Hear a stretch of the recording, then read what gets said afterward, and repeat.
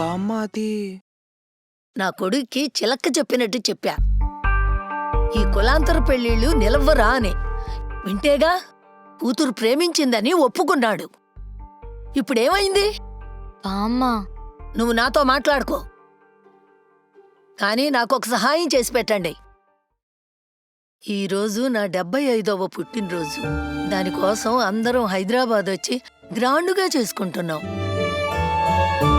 మళ్ళా నా నెక్స్ట్ బర్త్డేకి బ్రతుకుంటానో లేదో. నేనదే చెప్పిన బామ్మ, జైత్రికి కొట్టింది.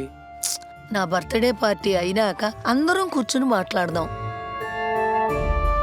అంతవరకు మీరు గొడవ పడకుండా ఉండండి, సరేనా? సరేనా? బయట నీ ఫ్రెండ్ అని చూపించావు కదా, ఆ అమ్మాయిని అమర్ ప్రేమిస్తున్నాడా? అమర్ ప్రేమిస్తున్న అమ్మాయినే నాకు ఫ్రెండ్ని చేశాడు. ఎందుకు?